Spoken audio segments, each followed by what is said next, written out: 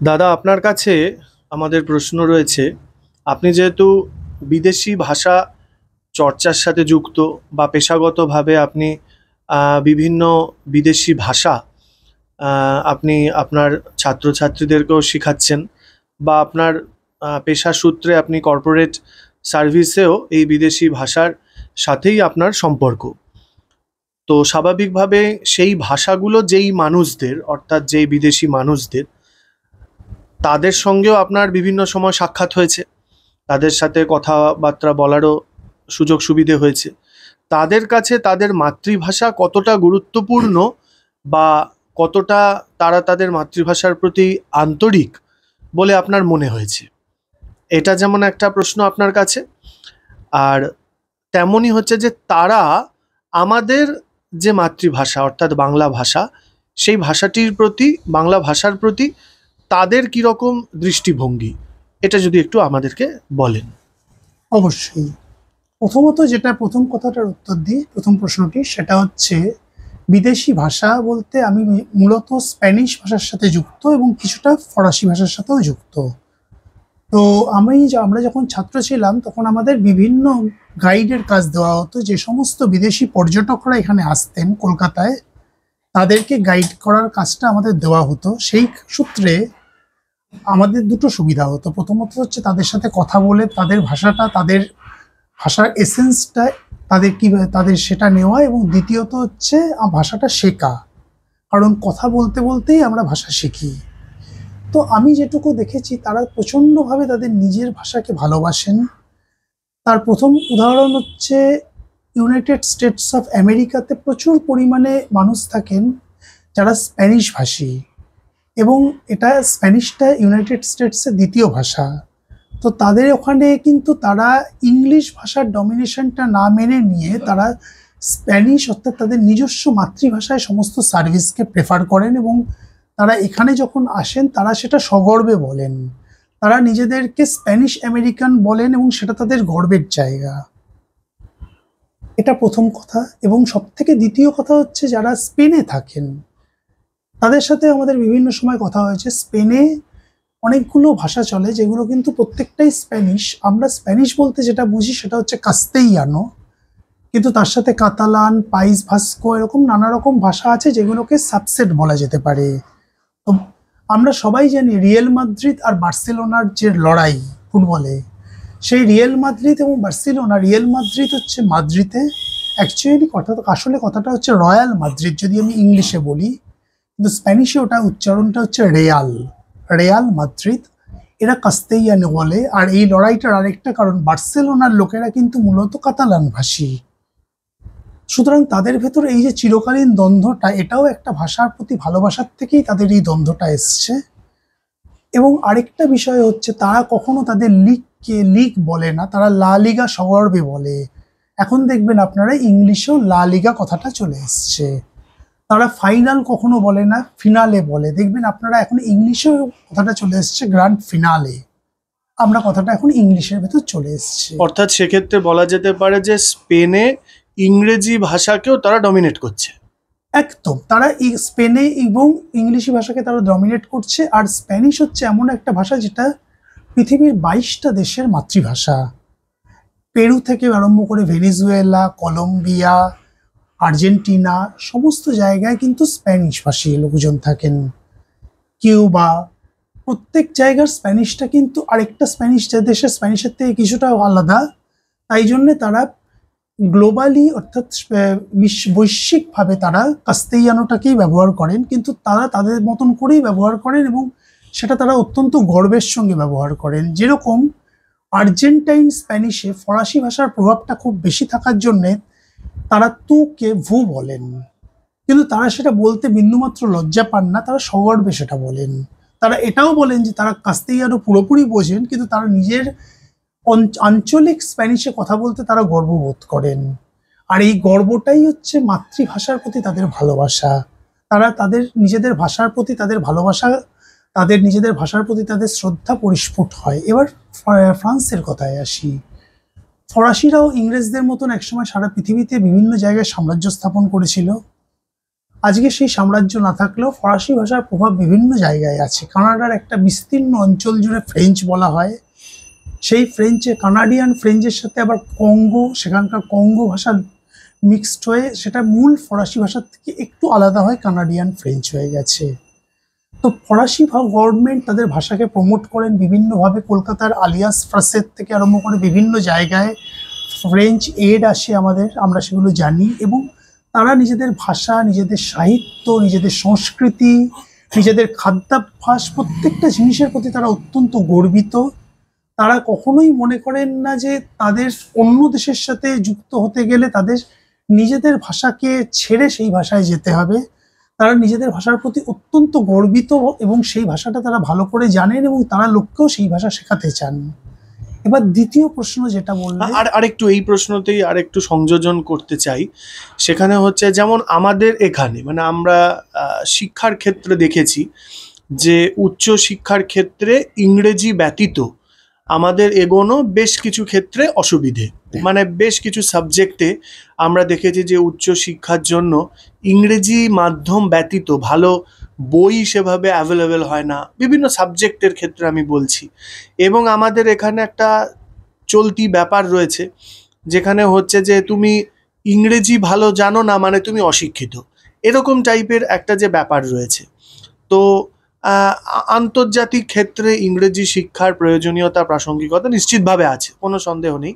কিন্তু এই যে ভাবনাটা, যেখানে মানে আমি তোমার কাছে জানতে চাইছি যে যেহেতু তুমি ফ্রান্স নিয়ে বা স্পেন নিয়ে তোমার একটা অভিজ্ঞতা রয়েছে, সেখানকার মানুষদের তাদের ভাষা কিন্তু অভিজ্ঞতা আছে, সেখানকার দেশের মানুষদের কাছে উচ্চশিক্ষার জন্য তাদের মাতৃভাষার বাদ দিয়ে ইংরেজি বা অন্য কোনো ভাষার প্রয়োজনীয়তা কি খুব বেশি তারা অনুভব করে?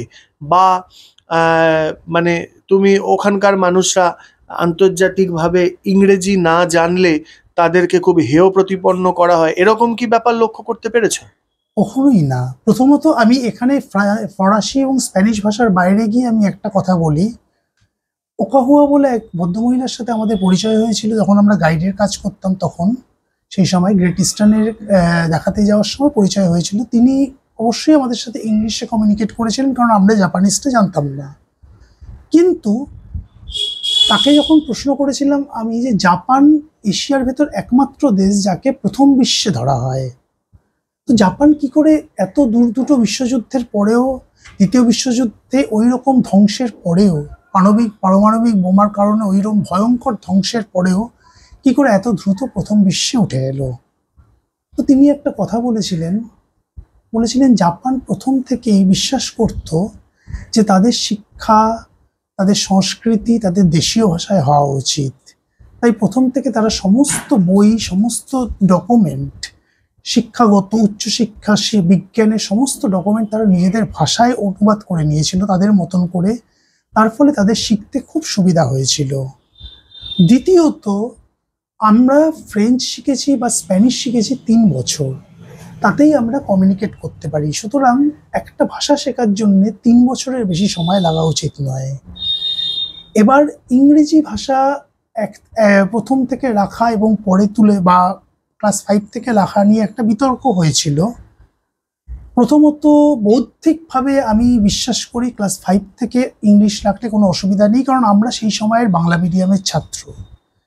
কিন্তু বৌদ্ধিকভাবে কাজ বলা এক জিনিস, মাতৃভাষায় মাতৃদুগ্ধ, এটা রবীন্দ্রনাথ বলেছেন, এটা বলা এক জিনিস, আর সেটাকে কাজে প্রকাশ করা, কাজে কনভার্ট করা আরেক জিনিস। তার জন্য যে বিপুল পরিমাণ পরিশ্রম করে সমস্ত উচ্চশিক্ষার বইকে অনুবাদ করা দরকার, সেই পরিশ্রম সাধ্য কাজটা আমরা করিনি, তার ফলে এক্ষেত্রে আমরা ব্যর্থ হয়েছি। আসল কথা হচ্ছে এটাই।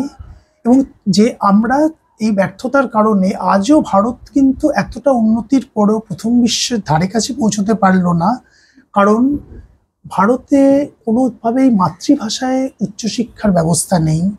তার ফলে কি হচ্ছে, আমরা নিজেরা যে ভাষাটা জন্ম থেকে শিখছি সেটা বাংলা হতে পারে, হিন্দি হতে পারে, তেলেগু, তামিল, আমরা সেই ভাষায় উচ্চশিক্ষাটা পাচ্ছি না।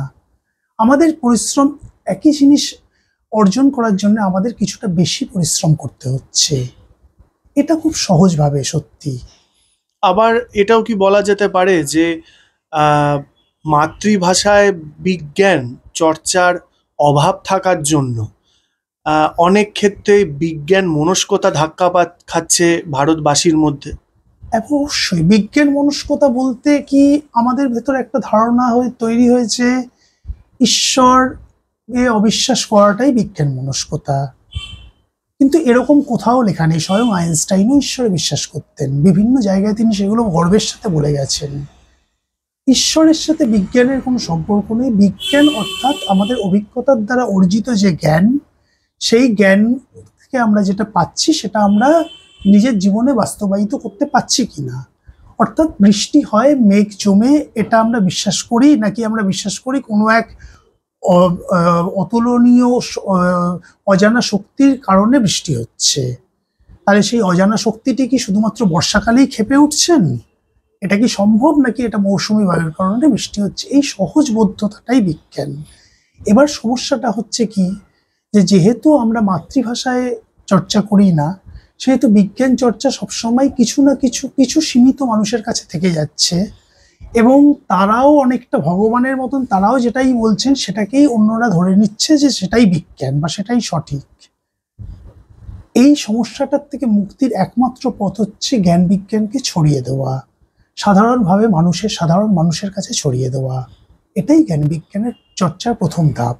এবং সেই ক্ষেত্রে কি মনে হয় যে অন্যান্য দেশ, প্রথম বিশ্বের যে দেশেরা, যেমন স্পেন, ফ্রান্স, জাপানের কথা আপনি বললেন, তারা তাদের বিজ্ঞান এই সমস্ত শিক্ষা লাভ, মানে উচ্চ শিক্ষা লাভের সমস্ত পরিসর তারা তাদের মাতৃভাষায় প্রোভাইড করছে, এই জন্য তারা অনেক বেশি সাকসেসফুল আমাদের থেকে, এটা কি বলা যেতে পারে? এটা অবশ্যই বলা যেতে পারে। আমাদের সমস্যাটা হচ্ছে আমরা বৌদ্ধিকভাবে যেগুলো বুঝেছি সেইগুলোকে বাস্তবায়িত করার জন্য যে শ্রমদান, সেই শ্রমদানটা আমরা অনেক সময় করে ওঠেনি। আমাদের যারা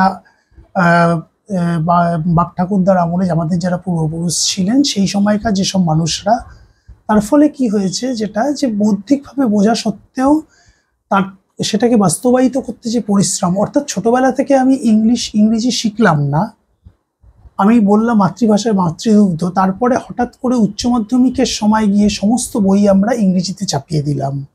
তাতে কি হলো, পুরো বিষয়টা একজন ছাত্রের পক্ষে আরো কঠিন থেকে কঠিনতর হয়ে উঠল।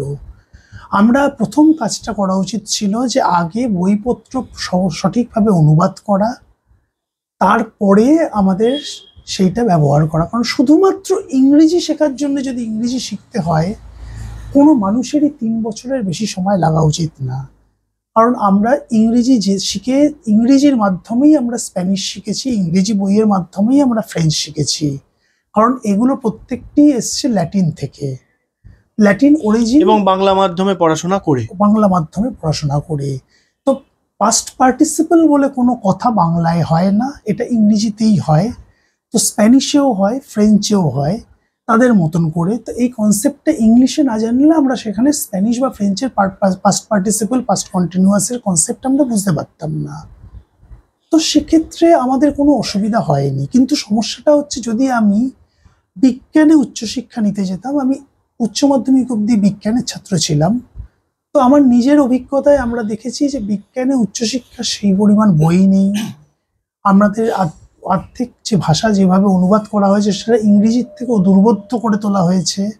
সেই সব শব্দবন্ধের সাথে আমরা ছোটবেলা থেকে পরিচিত নই। তার ফলে কি হয়েছে, যে সেই শব্দবন্ধ দিয়ে পড়ে একজন মানুষের কাছে উচ্চশিক্ষাকে সহজ করে তোলার বদলে আরো কঠিন করে তোলা হয়েছে। এর জন্য একটা বিপুল পরিশ্রমের দরকার। করে উচ্চশিক্ষার বইগুলিকে আমাদের বাংলা ভাষায় অনুবাদ করে নিয়ে তারপরে যদি নামা হতো যে মাতৃভাষায় মাতৃশিক্ষা, তাহলে বোধহয় এই পরিকল্পনা বাস্তবায়িত হতো। রবীন্দ্রনাথ শুধু মাতৃভাষায় মাতৃদুগ্ধ বলে শেষ করেননি, তিনি সমস্ত কিছু মাতৃভাষায় করার কথা বলেছিলেন। সেই পরিশ্রম সাধ্য কাজটা কিন্তু করা হয়নি। বিদ্যাসাগর মাতৃভাষায় জ্ঞান চর্চা প্রথম শুরু করার জন্য বিভিন্ন বই লিখেছিলেন, কিন্তু আমরা বিদ্যাসাগরকে মূর্তি বানিয়ে পুজো করেছি প্রচুর, মালাও দিয়ে আমরা তার জন্মদিনে বিভিন্ন সময়, কিন্তু তার সেই পথ কিন্তু আমরা অনুসরণ করি না। স্বামী বিবেকানন্দর কথা আমরা প্রচুর বলি, বিভিন্ন সময় তার অনুষ্ঠান হয়, উৎসব হয়, কিন্তু তিনি যে পথটা দেখিয়েছিলেন সেই পথটা আমরা অনুসরণ করি না। মহাজনের পথ অনুসরণ করা না করার কারণে এই সমস্যাটা আমাদের চিরকালই থেকে গেছে। এর থেকে আমাদের বেরোতে হলে তাদের বাণীগুলোকে বাণী হিসাবে দেয়ালে না রেখে তাদের বাণীগুলোকে আমাদের বাস্তবায়ন করতে হবে। আচ্ছা, দ্বিতীয় যে প্রশ্নটা আমার ছিল যে এই বিদেশিদের সংস্পর্শে এসে তোমার কিরকম অভিজ্ঞতা হয়েছে, যে তারা আমাদের বাংলা ভাষাকে কিরকম ভাবে দেখে? মানে তারা আমাদের রবীন্দ্রনাথ জানে, নজরুল জানে, নেতাজি জানে, তো তারা আমাদের এই ভাষা সম্পর্কে তাদের কিরকম দৃষ্টিভঙ্গি তুমি দেখতে পেয়েছো? বাংলা ভাষা রবীন্দ্রনাথ, বিবেকানন্দ এই দুজনের কারণে একসময় বিশ্বজনীন হয়ে উঠেছিল এবং আজকে বাংলা ভাষাকে গুগলে মারলেও আমরা ওয়ার্ল্ড সুইটেস্ট ল্যাঙ্গুয়েজ হিসাবে দেখতে পাই। বাংলা ভাষা সম্বন্ধে তাদের বিশাল আগ্রহ আমি দেখেছি। আমি অনেক রাশিয়ান তাদেরকে বাংলা বলতে শুনেছি, অনেক স্প্যানিয়ার্ড তারা বাংলা বলতে চান, বাংলা বলেন, বাংলা বলে তারা গর্বিত বোধ করেন, কিন্তু তারা নিজের মাতৃভাষাকে ভালোবেসেই সেই গর্বটা অনুভব করেন। অনেক ফরাসিরা করেন, ফরাসি দেশে বা ইভেন ইংরেজি মানে গ্রেট ব্রিটেনে, আমেরিকার বিভিন্ন স্থানে বাংলা ভাষায় জ্ঞান চর্চার কেন্দ্র আছে। তো সুতরাং আমরা যেটা লক্ষ্য করেছি, তারা তাদের ভাষাকে ভালোবেসেই বাংলা ভাষার চর্চা করেন, তারা নিজের ভাষাকে ভালোবেসে বাংলা ভাষাকে বোঝবার চেষ্টা করেন। প্রতিটি ভাষা আসে তার প্রকৃতি থেকে, সেই যে অঞ্চলের থেকে সেই ভাষাটা উৎপন্ন হয়েছে, সেই অঞ্চলের মানুষের স্বভাব চরিত্র, তাদের বৈশিষ্ট্য সেই ভাষার উপর প্রভাব বিস্তার করেন। তাই বাংলা ভাষাকে জানা মানে তাদের কাছে এই অঞ্চলটিকে জানা, কেন বাংলা ভাষা এত মিষ্টি, কেন বাংলা ভাষায় এত সাহিত্যকর্ম হয়েছে সেগুলো তারা বুঝতে চান, তারা বাঙালির সংস্কৃতির সাথে পরিচিত হতে চান। এটা তাদের কাছে খুব গর্বের বিষয়। কিন্তু কখনোই কোনো রকম হীনমন্যতা তাদের নিজেদের ভাষা সম্বন্ধে দেখিনি। তারা সবসময় তাদের নিজেদের মাতৃভাষার প্রতি গর্ব অনুভব করেই তারা বাংলা জানেন, বাংলা শিখেছেন বা বাংলা শিখতে চান বলে গর্বিত বোধ করেন। এই দুটো গর্বের ভেতর একটাই জায়গা থেকে যায় যে তারা নিজের মাতৃভাষার প্রতি শ্রদ্ধাশীল, তাই তারা অন্য ভাষার প্রতিও ততটাই শ্রদ্ধাশীল।